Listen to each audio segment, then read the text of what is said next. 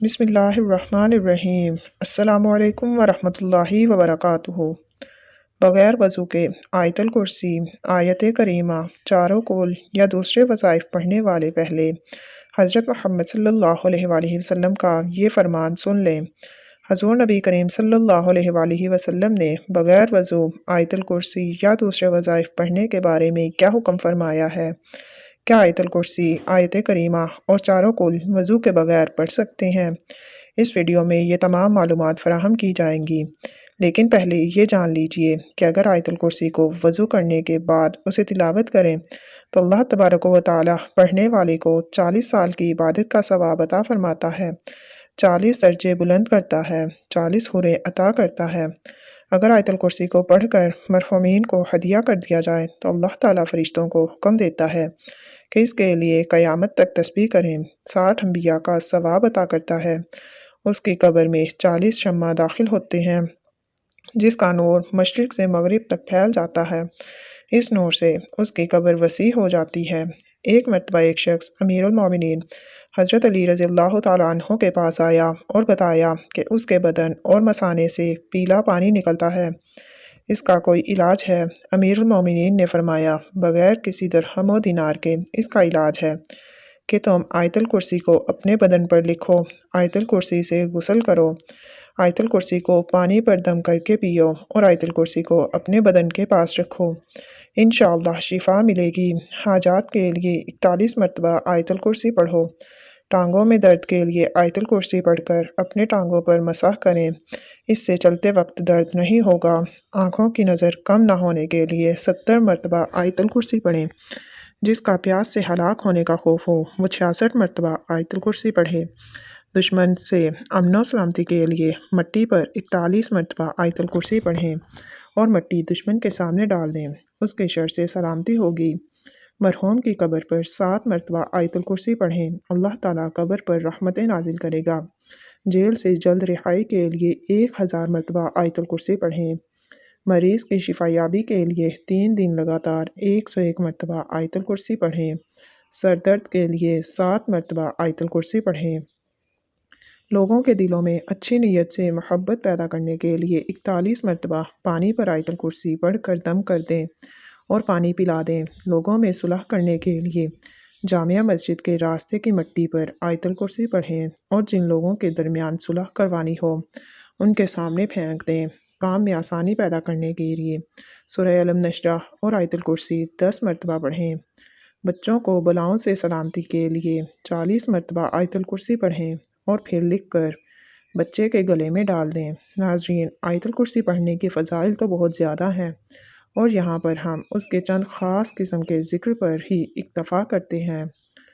ہر روز صبح شام پڑھنا چور ڈاکو اور آتش زدگی سے تحفظ کا ذریعہ ہے۔ ہر فرض نماز کے بعد اس کا پڑھنا رزق میں فراوانی کا باعث ہے۔ اگر اس کو لکھ کے کھیت میں دفن کر دیا جائے تو وہ چوری اور نقصان سے بچ جائے گا اور اس میں برکت ہوگی۔ ہر روز فرض نماز کے بعد اس کا پڑھنا سانپ، بچھو اور جن و انس کے شر سے بچاؤ کا سبب ہے۔ اس کو گھر میں لکھ کر رکھنا چوری سے بچاؤ کا سبب ہے۔ اگر اسے لکھ کر دکان میں رکھا جائے تو اس میں خیر و برکت ہوگی۔ ہر شخص کا سوتے وقت اس کا پڑھنا فالج سے حفاظت کا باعث ہے۔ نبی کریم صلی اللہ علیہ وآلہ وسلم سے منسوب ایک روایت میں ہے کہ جو شخص فرض نماز کے بعد آیت الکرسی کی تلاوت کرے گا خدا اس پر نگاہ رحمت کرے گا اور آسمان سے ایک فرشتہ بھیجے گا جو ان کی نگہبانی کرے گا۔ دوسری جگہ وارد ہوا ہے کہ جو شخص آیت الکرسی پڑھے گا وہ اس شخص کی طرح ہوگا جس نے پیغمبروں کے ساتھ رہ کر جہاد کیا اور شہید ہوا ہو، موت کے بعد بلا فاصلہ جنت میں جگہ ملے گی۔ اس کے علاوہ فکر و فاقہ دور ہوتا ہے، خدا کی طرف سے امان نامہ ملتا ہے، رزق میں وسعت ہوتی ہے اور خدا اپنے فضل سے اس کے مال میں اضافہ کرتا ہے۔ نبی کریم صلی اللہ علیہ وآلہ وسلم نے فرمایا، اے علی، آیت الکرسی میں 50 کلمات ہیں اور ہر کلمے میں اللہ عز و جل کی طرف سے 50 برکات ہیں۔ آیت الکرسی کا مقام وہ ہے جو ایک پہاڑی میں چوٹی کا ہوتا ہے۔ امام محمد باقر رضی اللہ تعالیٰ عنہ نے فرمایا، ایک مرتبہ آیت الکرسی پڑھنے والے کی دنیا کی 1000 مصیبتیں اللہ تبارک و تعالیٰ ختم کرتا ہے۔ جس میں کم از کم غربت اور آخرت میں عذاب قبر سے نجات حاصل ہوتی ہے۔ ابی بن کعب رضی اللہ تعالیٰ عنہ بیان کرتے ہیں کہ نبی کریم صلی اللہ علیہ وآلہ وسلم نے ان سے سوال کیا کہ کتاب اللہ میں سب سے عظیم آیت کون سی ہے؟ تو وہ کہنے لگے اللہ اور اس کے رسول صلی اللہ علیہ وآلہ وسلم کو یہ بہتر علم ہے۔ یہ سوال کئی بار دہرایا گیا اور پھر فرمانے لگے کہ وہ آیت الکرسی ہے۔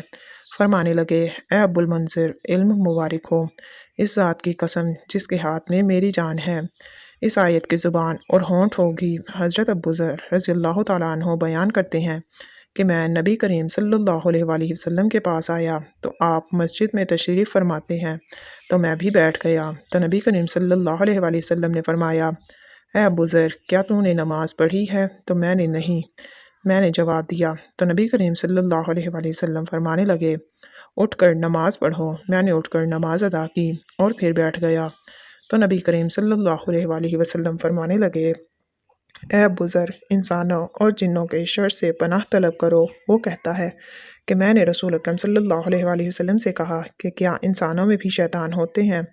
تو نبی کریم صلی اللہ علیہ وآلہ وسلم فرمانے لگے جی ہاں۔ میں نے کہا نماز کا کہا تو نبی کریم صلی اللہ علیہ وآلہ وسلم فرمانے لگے یہ اچھا موضوع ہے، جو چاہے زیادہ کر لے اور جو چاہے کم کر لے۔ وہ کہتے ہیں میں نے کہا روزے کے بارے میں نبی کریم صلی اللہ علیہ وآلہ وسلم فرمانے لگے ہیں فرض ہے، اس کا اجر دیا جائے گا اور اللہ تعالیٰ کے ہاں اور زیادہ اجر ملے گا۔ میں نے کہا اے اللہ کے رسول صلی اللہ علیہ وآلہ وسلم صدقہ؟ تو وہ کہنے لگے اس کا اجر ڈبل سے بھی زیادہ ہوتا ہے۔ میں نے کہا کون سا صدقہ بہتر ہے؟ تو فرمایا قلیل اشیاء کے مالک کا صدقہ کرنا یا پھر فقیر کو چھپا کر دینا۔ میں نے کہا اے اللہ کے رسول صلی اللہ علیہ وآلہ وسلم سب سے پہلا نبی کون تھا؟ کہنے لگے آدم علیہ السلام۔ میں نے کہا اے اللہ کے رسول کیا وہ نبی تھے؟ نبی کریم صلی اللہ علیہ وآلہ وسلم نے فرمایا کہ وہ نبی مکرم تھے، اللہ تعالیٰ کے ساتھ بات چیت کی تھی۔ میں نے کہا اے اللہ کے رسول صلی اللہ علیہ وآلہ وسلم رسولوں کی تعداد کیا ہے؟ فرمانے لگے 310 سے کچھ زیادہ۔ ایک جمع غفیر تھا اور ایک مرتبہ یہ فرمایا کہ 315۔ میں نے کہا اللہ کے رسول صلی اللہ علیہ وآلہ وسلم آپ پر جو نازل کیا گیا اس میں سب سے عظیم کیا ہے؟ فرمایا آیت الکرسی۔ کہ عبداللہ بن مسعود رضی اللہ تعالیٰ عنہ بیان کرتے ہیں کہ انسانوں میں سے ایک شخص نکلا تو وہ ایک جن سے ملا اور وہ اسے کہنے لگا کیا تو میرے ساتھ کشتی کا مقابلہ کرے گا؟ اگر تو نے مجھے پچھاڑ دیا تو میں تجھے ایک ایسی آیت سکھاؤں گا، جب تو یہ آیت گھر میں داخل ہو کر پڑھے گا تو شیطان گھر میں داخل نہیں ہو سکے گا۔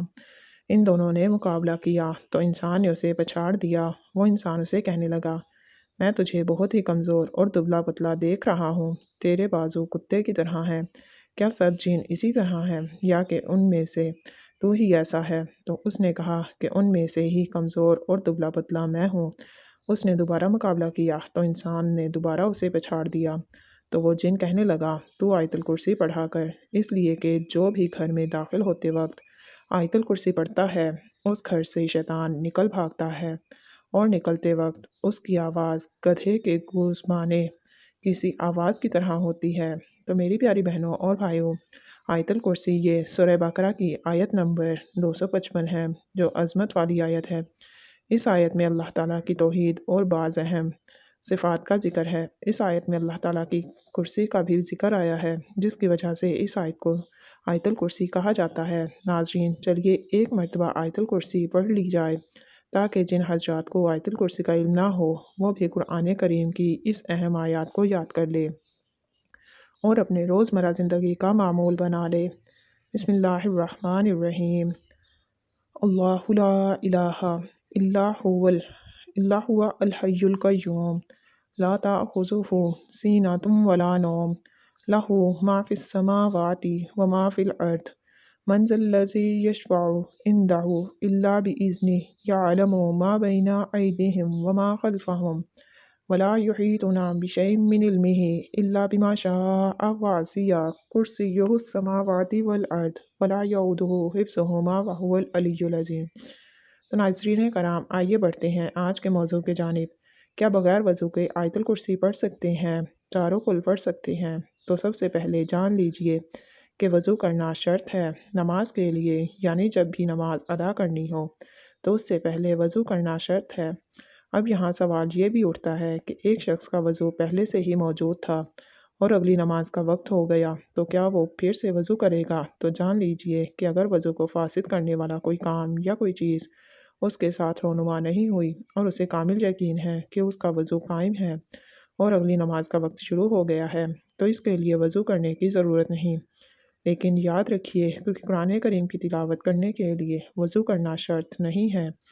ایک شخص بغیر وضو کے بھی چلتے پھرتے اور اپنے روزمرہ کے کام کاج کرتے ہوئے قرآن پاک کی تلاوت کر سکتا ہے، لیکن یاد رکھیے کہ قرآن پاک کو چھونے یا پکڑنے اور قرآن سے دیکھ کر تلاوت کرنے کے لیے وضو شرط ہے۔ البتہ اگر آپ کو وہ صورت زبانی یاد ہے جو آپ پڑھنا چاہتے ہیں تو پھر ان کو زبانی پڑھنے کے لیے یا تلاوت کرنے کے لیے وضو کرنا شرط نہیں ہے۔